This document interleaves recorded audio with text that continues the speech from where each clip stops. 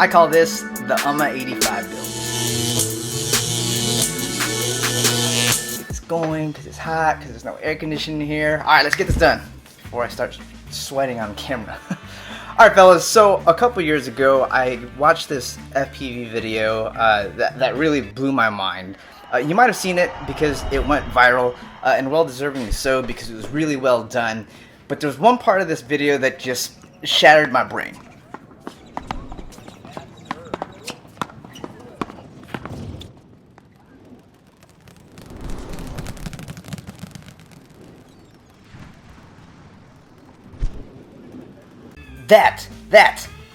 How? Okay, look, now as a guy that builds FPV drones and flies them, what drone can carry a GoPro, fly like that, and fit through a tiny ring? Right? That just doesn't exist. This is like some kind of black magic voodoo, and I needed to know what's going on here. So fast forward a couple of moons later, I ended up talking to the guy that made the video. Basically, what he did was he stripped down a GoPro to take out most of its weight and then slapped it onto like an off-the-shelf ready-to-fly drone, and that's how he was able to make that video. So Robert McIntosh, shout out to you for doing that and really kind of showing us what's possible if you're willing to take apart a GoPro. Now if you guys don't know who Robert McIntosh is, he's the man behind Reelsteady GO, that magical piece of firmware that just makes your GoPro footage look like buttery, dreamy, cinematic goodness. After I found that out, I decided I need that in my life. And so I'm sure like many of you guys at home, I have recently found myself with a lot of time on my hands, so I figured this is a great time to tackle on this project. So first things first, I need to get myself a Hero 6 GoPro, and then I need to do some research to find out how you take one apart. And the video that I use to take this apart is a video from Rimsler. So Rimsler, shout out to you for putting out that video. Probably saved me a couple $100 on not breaking a GoPro. You can also check out FPV Whoop. But it's not that difficult. You just gotta go slow and just be very careful about what you're doing, because there is definitely a lot of, I mean, like, this isn't even like the half of it. Like you really just end up with like a whole bunch of pieces. Really kind of surprising like how much you could take away and the GoPro still works. But at the end of the day, you can strip it down to 17 grams and you're left with basically this. Like, this is what I've got left. You got the lens module, you got the main board. So once you decase the GoPro, the next step is you got to figure out how to power the GoPro. And for that, I came across this Facebook group called the Naked GoPro Community. So check them out, because they've actually been doing this for a while, and without the information and other people's work in that community, there's just no way that I was gonna get as far as I got with this build, as well as do some of the hacks that I will show you. So the GoPro needs 5 volts to run, and really the best way to power it is to solder onto the USB connector. Now this is gonna be pretty difficult, guys. I mean, we're talking about some really tiny components. I can't really show you on this because I already put a piece, some glue to make sure that it doesn't pop away. I'm actually using the 5-volt pad that was originally intended for the LED off of my flight controller.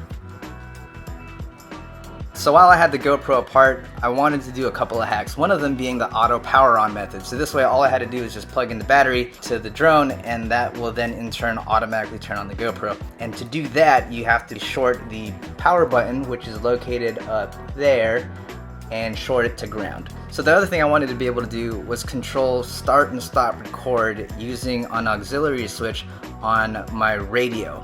And to do that, you have to solder a wire to the record button there, and then connect that to the negative buzzer pad on your flight controller, assuming you have one of those. And then you got to do some configuration changes in Betaflight. Now, I'm not going to go over how to do those configuration changes because every board is going to be different. I'll show you the commands that I use for my specific board, but I'll link you to a video that I followed where they show you how to make use of Betaflight's Pinio? I don't even know. But basically what you're doing is you're telling Betaflight to convert the buzzer pad on your flight controller to send 5 volts to the pad on this GoPro, which then in turn tells it to start or stop recording. Now again, guys, big shout out to the community in the Naked GoPro group, because I I can't take credit for any of this. These guys spent the time, poking around and figuring out what pad does what. In fact, they're taking it really crazy and even going as far as developing custom PCB boards that can connect onto here that also has, a start, stop, record button, LEDs, and things like that. But I'm just gonna keep mine simple for now. I'm gonna use the stock ribbon cable, and I'm doing that for a couple reasons. I still like to have audio on my stuff. I'm sure that's just me. The mics on the GoPro are actually located on the ribbon cable. So, before you take apart your GoPro, okay, make sure that you pair it to your phone, because you need the back screen to tell the GoPro to pair it to your phone. And if you do all of this and you put all this together and forget that you never even paired it, you're probably gonna hate life, because then you're gonna have to take this cable and you're gonna have to connect it back to the main board, and you're gonna have to use like 8,000 million fingers to try and make sure that everything doesn't fall out. Just make sure you do that step. One other bit of info, while you're in that menu, make sure you set the Wi-Fi to 2.4. That way it's not trying to transmit the Wi-Fi on 5.8 and potentially interfere with your 5.8 video. Alright, so now that my GoPro board was ready and it's prepped, I've got all the wires soldered onto there. I added some hot glue to some of the solder joints just to make sure that it doesn't get yanked accidentally. It's basically time to put this onto a drone. Now here's the thing, my main goal for building this little project is because I wanted to be able to use this on set. And mainly because if you've ever done an FPV shoot before, there's always that director or producer that's coming up to you and just like, hey, can you get like this close to that guy's face? I really want to make the detail out on his eyebrow. Or they want to have some like crazy request, like they want you to fly through a tiny gap that's like this big. At the end of the day, it's all about how comfortable you can make your talent feel around your drone. And if I were to show up on set with a drone this small, chances are they're going to be pretty comfortable about you flying it, because I mean, like look at it. It's so tiny. Like it's cute. It's cute. So what I did was I took the lens away from the board, laid the board flat, and then I clocked it 90 degrees so that way I wasn't blocking a lot of airflow for the props. And to make all this fit, I basically took a ready-to-fly Beta 85X and I took it, flipped it upside down, basically turned it into a pusher style configuration, and that gave me all of the space up here to create a second plate that I would then mount this board like right in between so that it's nice and protected.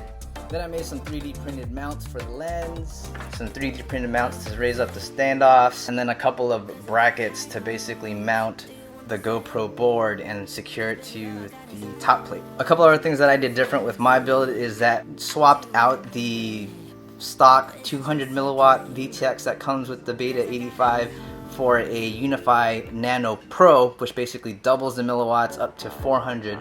And then I'm using a Lumineer micro axis antenna just to have the best possible FPV performance. So this gave me a nice low profile design, top mounted battery, which I highly prefer versus bottom mount battery. I just feel like it flies a lot better. It feels way more planted in the corners, and the raw footage coming out of the GoPro looked great.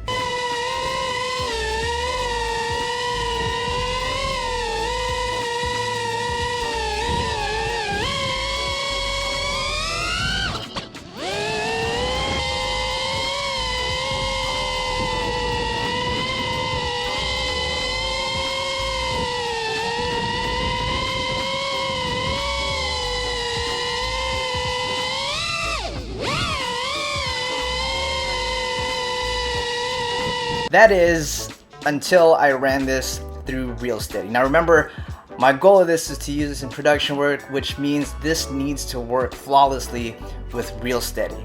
And when I looked at the footage, basically the result was that it was just super shaky. What I had just completely oversaw here is that when you strip down a GoPro to 17 grams, down from 120, it's that much more susceptible to vibrations. So I needed a way to dampen the vibrations that was getting to the GoPro.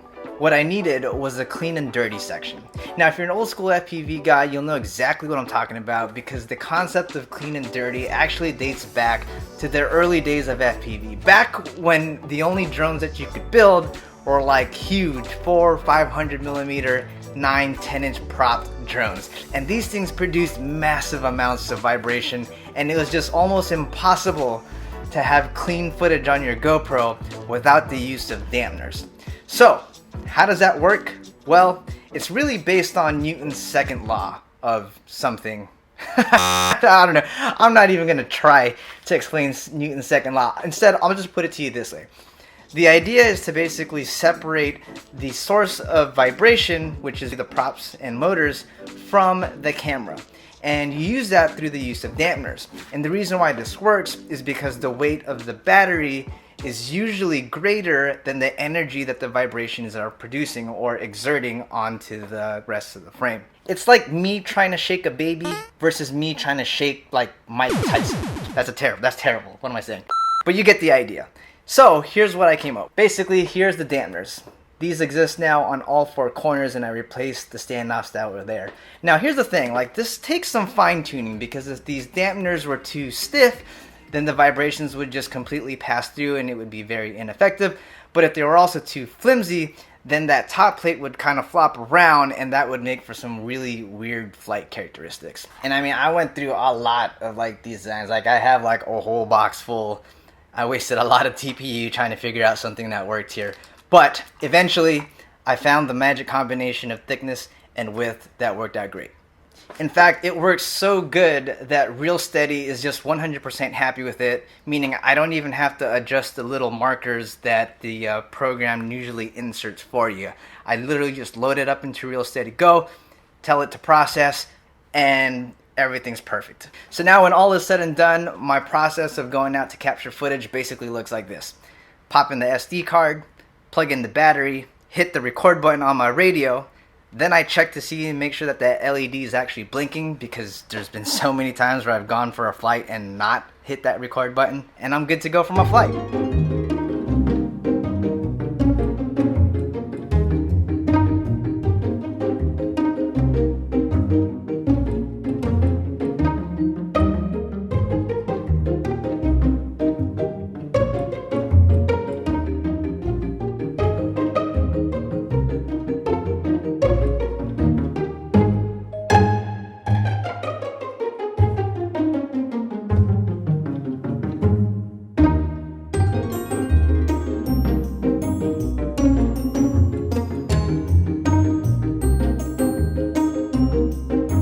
So after flying this around the neighborhood for a couple of flights and really kind of getting to know the odds and ends of this size build, I have a couple of gripes. First being the ND filter. See, I was using something like this that slides over the lens like so, and then you can use your standard ND GoPro filters that slip over that. And while this worked okay for a couple of flights, once I started pushing it a little bit more, what I noticed, as you can see this one's already broken, is that these things would fly off pretty easily actually. And there's nothing more frustrating than going for an epic flight that you're really happy with, only to come back and find out that your ND's gone. So your footage looks nice and exposed, but then halfway through when you lose that ND filter, it's just completely blown away. And that sucks. The other thing too is just handling that ND filter so much. Like when you pull this off, like look what happens here. See how it kind of gets stuck in there? That would be annoying, because then I'd have to go in here, then I'd have to pull that off, and then my fingerprints would get all over the ND, and the fingerprints would be all over here, and it just gets kind of annoying to have to clean everything all the time. The other thing that I didn't like, and this is really just because coming from the bigger like 5-inch quads, I'm really spoiled with like prop wash oscillations. So all of these builds, I haven't touched the PIDs and I haven't touched the filtering, but I do feel like these micro setups with the motors that spin, you know, really fast are just more prone to prop wash oscillations. Now, there's a possibility that you could probably tune these out and play with the filtering, but that's something I still need to figure out. Then again, that's really not a problem if all you're doing is more of that cinematic, slow, smooth type of flying. I just have a tendency to do a little bit more freestyle, and like, you know, I want to push this thing. It's fun. Like I want to like push it, and so now I'm gonna start trying to figure out how to make it do freestyle really well. But that's for a later day. Now the last thing that I don't like about it, and there's really nothing you can really do about this, and that's the wind. If there's like any kind of wind, you're really just gonna get blown around, and if you try and fight it, you'll be flying kind of like this. and that doesn't really look great in terms of footage, depending on what you're trying to do, but nothing you could do about that. But holy moly, did I like fall in love with this. Like I thought I was just going to, you know, get the frame and just kind of build it up in the same way that some of these other popular designs like the Dyson design, but I just really got obsessed with it, and I'm finding myself grabbing this guy way more often just because you can fly this thing anywhere. This guy is a lot of fun, man. Micros have really come a long way, and these things are way more powerful than I would have ever imagined. Now with the ability to throw, you know, a GoPro or get GoPro quality recording, like I'm flying this thing a lot. And the best thing about it is because it's so small, people don't bat an eye on it. Like people aren't scared about this at all, which means you can pretty much fly this anywhere. Like all these places that I would never think to fly, like my 5-inch, all of a sudden becomes a new playground. Like everything like gets unlocked. Like you just sit there and you want to find like new lines and tiny little gaps that you can fly through, and it's really fun. So I would say that, you know, obviously I built this for professional FPV work, but I'm gonna build another one because I think that this is just a lot of fun. If you guys are interested in building this, I made all of the designs. I put them up on Thingiverse. They're free, so if you've got access to a printer, you can do that yourself. The only thing is that I mean, I have a CNC here, and so it just made sense for me to make this in carbon fiber. However, it's possible to print that in some other type of rigid material. If you don't have access to those types of resources, I'm also making the modification kit available on my website, so check that out at UMMAGAWD.com. And last but not least, again, just a huge shout out to the Naked GoPro community group and to everyone else that helped me kind of get to this point. So drop in the comments, let me know what you guys think, and I'll see you guys on the next one. Peace out.